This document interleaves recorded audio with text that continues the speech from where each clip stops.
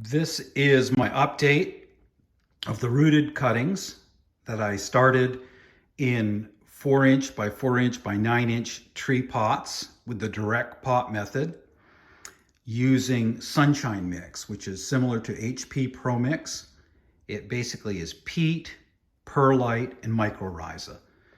I had a video that I did earlier where I showed how to get to field capacity, how to score the bottom of the cutting and put rooting hormone. I use Clonex on it. Use Clonex on the bottom, the right amount to put on, and wrap the top with parafilm or buddy tape. And the results after this initial period are 15 out of 16. The one that failed is somewhat comical. It's the first time in over 215 cuttings that I put one in upside down.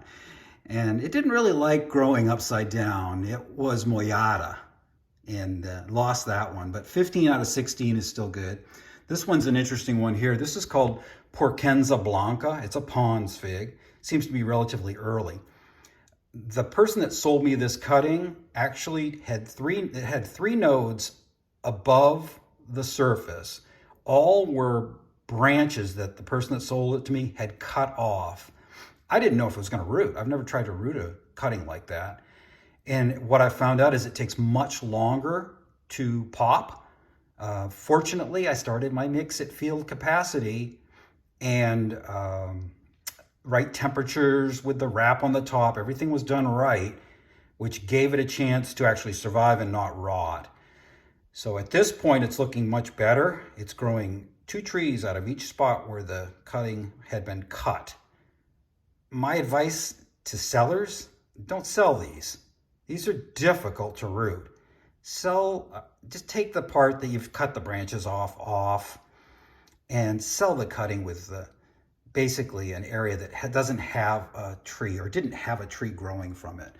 I guess that would be my advice to sellers. It's very difficult to root those. Okay, everything else, growth is looking good. This is Debut, another Pons. It looks like it's doing really well. This one here is Crows that I started from my tree. It does have a little bit of FMV.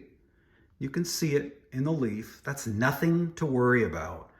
That's normal on a lot of cuttings, and they outgrow it. So unless it's really causing major damage and it looks unhealthy, which in this case you can see, you know, for a 41-day cutting, that looks healthy. It'll outgrow that just fine. The other one that I've had problems with is Nerucciola de Elba.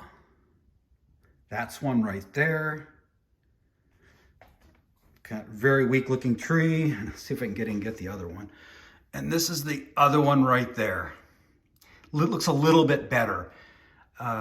It just appears to be a variety so far with my limited experience of 2 cuttings that it doesn't really grow that well. And I think I've heard from other growers that it's not a very vigorous tree. So we'll give it time. I try not to make any definitive judgments too fast. Next we'll be getting to the point where I'll be looking at the size of the little tree that started. This is Del Cor from Pons.